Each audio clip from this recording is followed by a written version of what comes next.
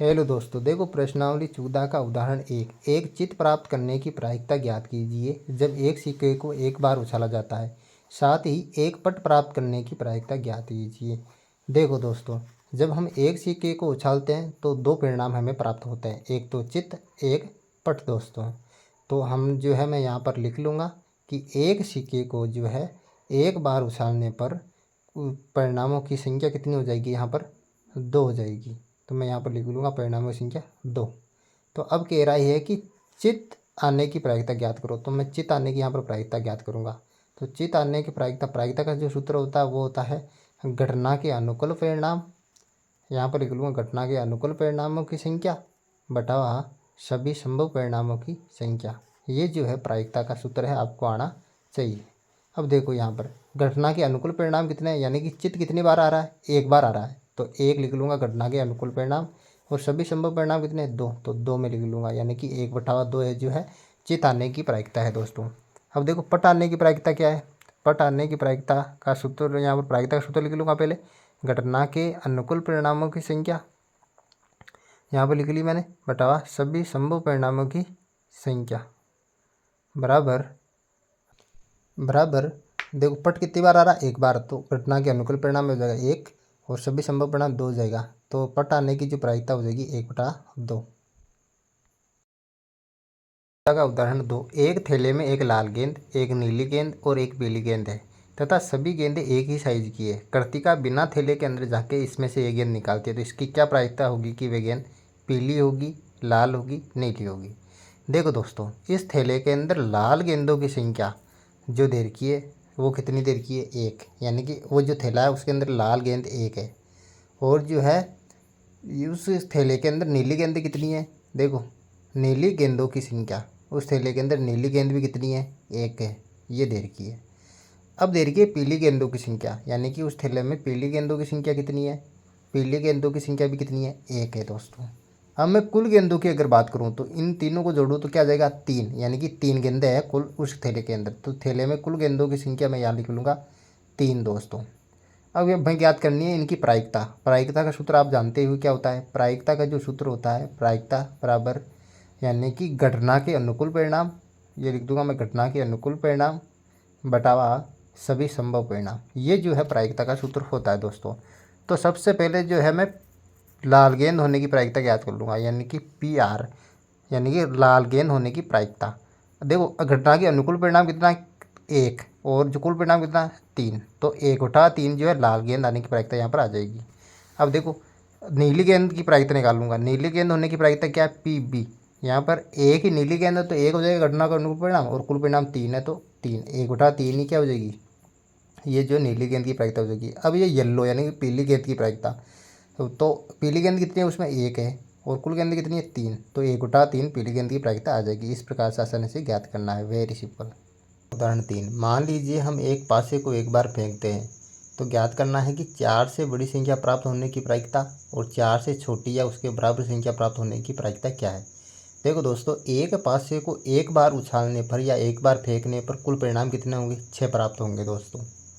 6 परिणाम हमें प्राप्त होंगे। देखो कौन कौन से परिणाम प्राप्त होंगे, 1, 2, 3, 4, 5 और 6। ये जो है 6 परिणाम हमें प्राप्त होंगे अगर हम एक पासे को फेंकें तो दोस्तों हम प्रायिकता का जो सूत्र होता है वो क्या होता है, प्रायिकता का जो सूत्र होता है वो होता है घटना के अनुकूल परिणाम, घटना के अनुकूल परिणाम बटा सभी संभव परिणाम।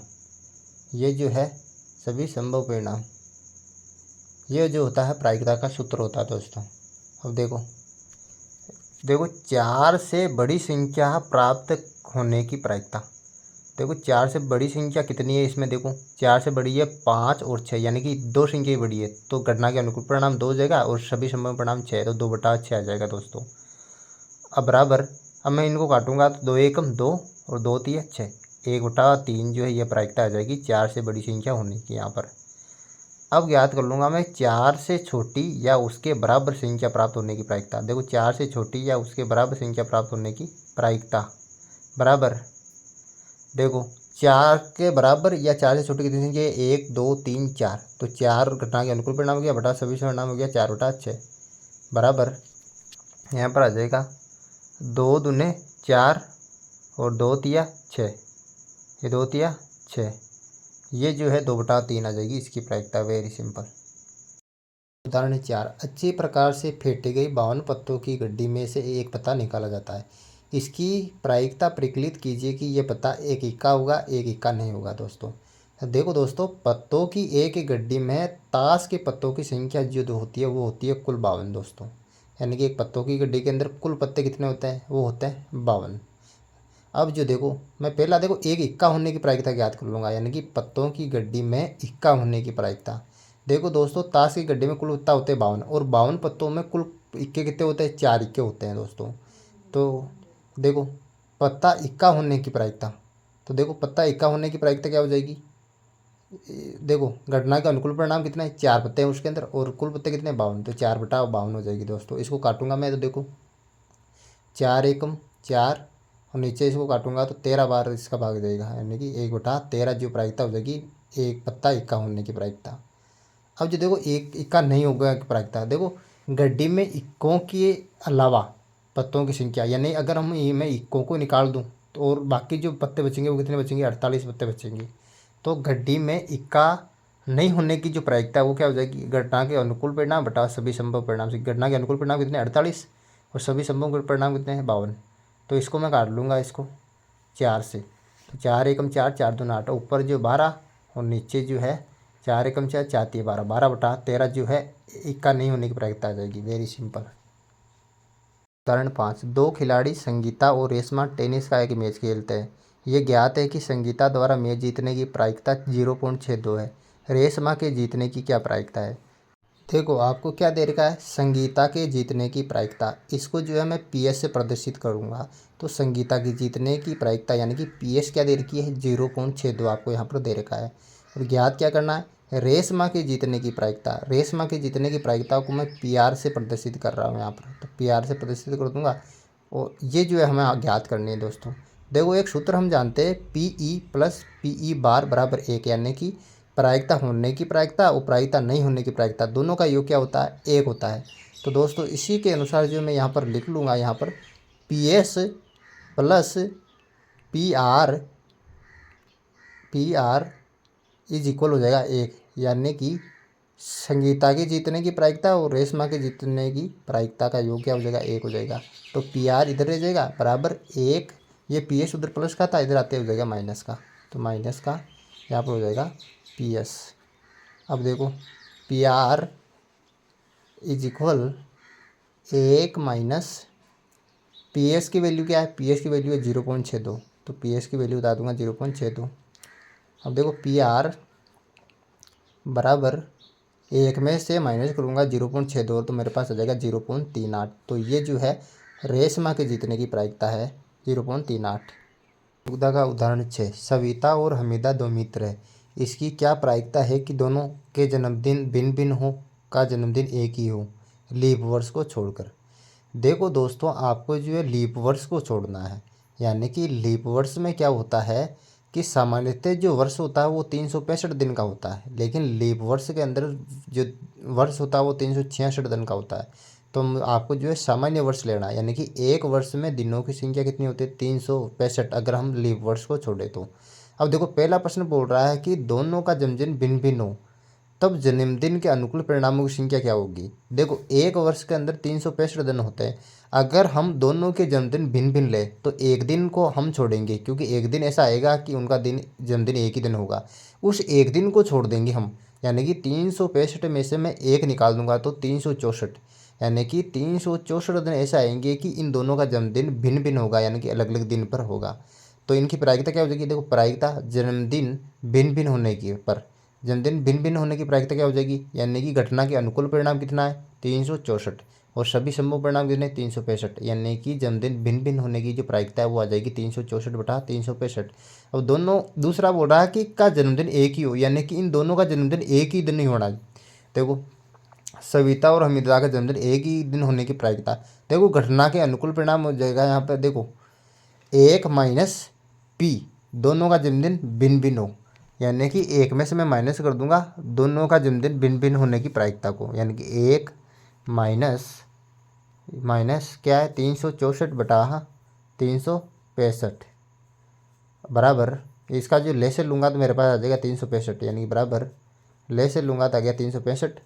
अब देखो एक का भाग दिया 365, 365 बार गया, 365 को 1 से गुणा करूँगा तो यहाँ पर आ जाएगा 365 माइनस 364। 365 में से 364 माइनस करूँगा तो मेरे पास आ जाएगा 1। अब नीचे है 365, यानी टेम आ जाएगा 365।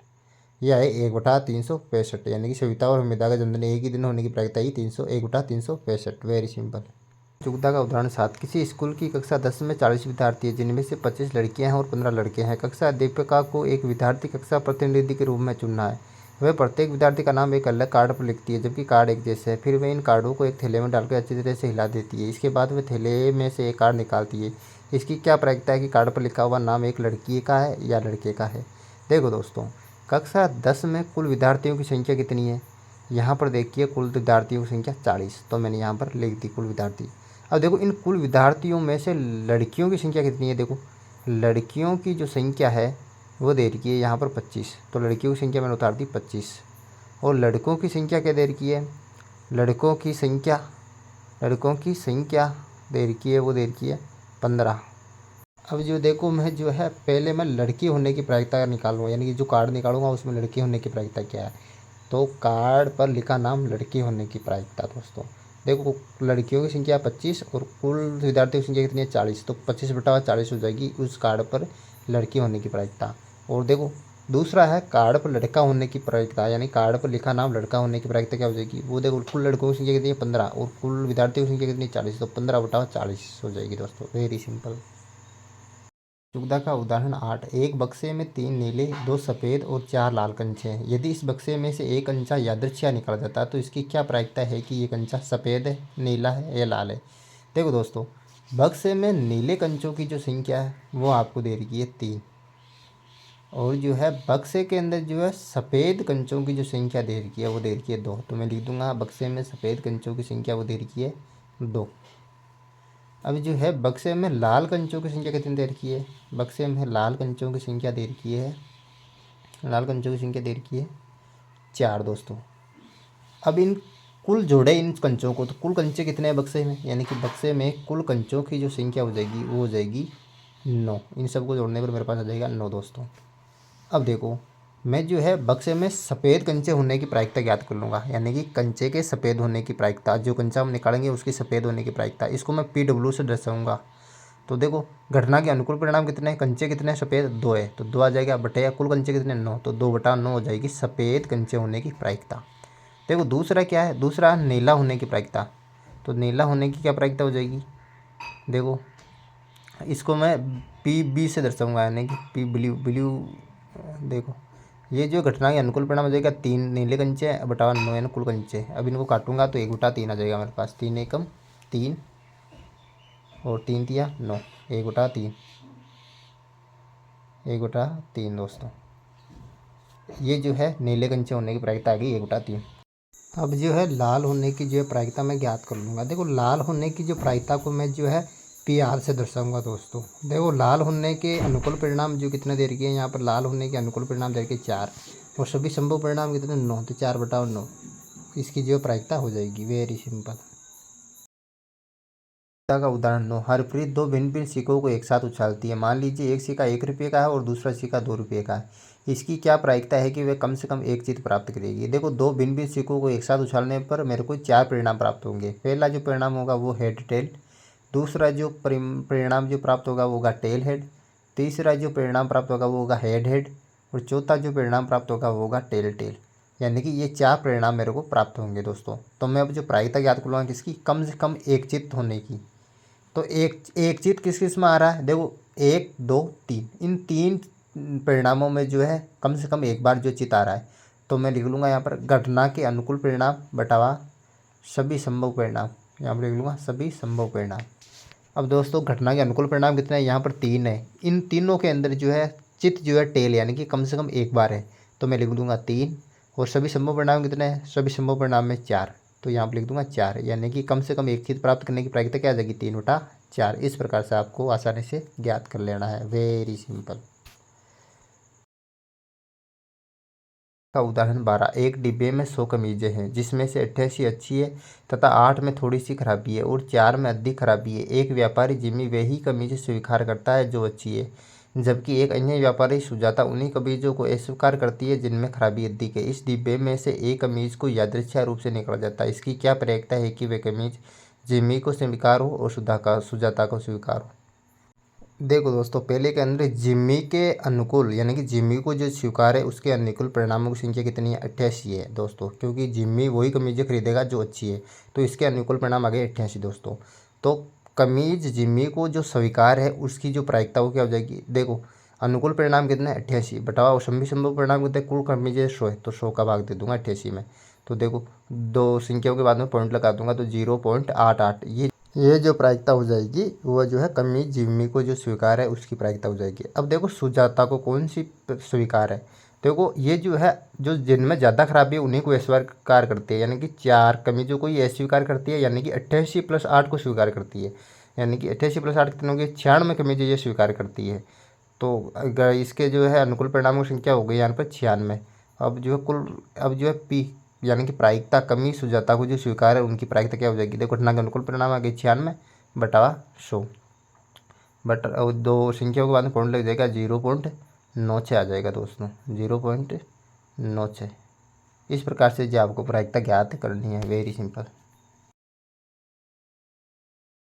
का उदाहरण 13। एक स्लेटी पासे और एक नीले पासे को एक साथ फेंका जाता है तो सभी संभावित परिणामों को लिखिए। इसकी क्या प्रायिकता है कि दोनों पासों की संख्याओं का योग 8 है, 13 है और 12 से छोटी या उसके बराबर है। अब देखो, अगर मैं एक स्लेटी पासे और एक नीले पासे को फेंकूँ तो कुल परिणाम आएंगे मेरे पास 36, और उन परिणामों को इस सारणी के अंदर लिख दिया है मैं 36 परिणामों को। देखो दोस्तों, अगर मैं दोनों पासों को फेंकूँ तो दोनों पासों को फेंकने पर आए कुल संभावित परिणाम मेरे पास कितने हो जाएंगे? वो हो जाएंगे 36। तो मैं यहाँ पर 36 लिख दूंगा, या आगे 36। तो देखो, पहला क्या है? अगर दोनों पासों को फेंकूँ तो उनका योग जो है 8, संख्याओं का जो योग है 8 आने का के अनुकूल परिणाम कितने हो जाएंगे? यानी कि दोनों पासों की संख्याओं का योग 8 आने के अनुकूल परिणाम हो जाएंगे 5। यानी कि 5 संख्या ऐसी है जिनको जोड़ने पर क्या आ रहा है? 8 आ रहे हैं। अब देखो, इनकी प्रायिकता क्या हो जाएगी? यानी कि पासों की संख्याओं का योग 8 आने की जो प्रायिकता है वो क्या हो जाएगी? घटना के अनुकूल परिणाम कितने? 5 है, तो आ जाएगी 5, और कुल परिणाम कितने हैं? 36। तो 5/36 हो जाएगी इसकी प्रायिकता। देखो, दूसरा क्या है? 13, यानी कि दोनों संख्याओं का योग 13 आने की प्रायिकता, यानी कि दोनों पासों की संख्याओं का योग 13 आने के अनुकूल परिणाम कितने हो जाएगी? यानी कि दोनों संख्याओं को जोड़ूंगा मैं तो 13 कितने में आएगा? 0 में दोस्तों, क्योंकि इन संख्याओं में से कोई भी ऐसी दो संख्या नहीं है जिनका योग 13 आ रहा है, तो मैं ले लूँगा यहाँ पर 0 दोस्तों। तो देखो, यानी कि पासों की संख्याओं का योग 13 आने की प्रायिकता क्या हो जाएगी? पासों की संख्याओं का योग 13 आने की प्रायिकता हो जाएगी। यहाँ पर घटना के अनुकूल परिणाम है 0 और कुल परिणाम कितने? 36। तो 0/36 बराबर 0 आ जाएगी, इसकी प्रायिकता 0 हो जाएगी दोस्तों। अब देखो, तीसरा क्या बोल रहा है कि दोनों पासों की संख्याओं का योग 12 से छोटी या उसके बराबर आने के अनुकूल परिणाम, यानी कि या तो 12 हो या 12 से छोटी हो। तो ये जो है कुल परिणाम हो जाएंगे 36, यानी कि 36 के 36 परिणाम ऐसे हैं जिनका योग 12 आ रहा है या उसके छोटी संख्या आ रहा है। तो इसकी प्रायिकता क्या हो जाएगी? यानी कि 12 से छोटी है उसके बराबर आने की प्रायिकता हो जाएगी 36/36, या 36 को 36 से कैंसिल करूँगा तो मेरे पास हो जाएगा यहाँ पर 1।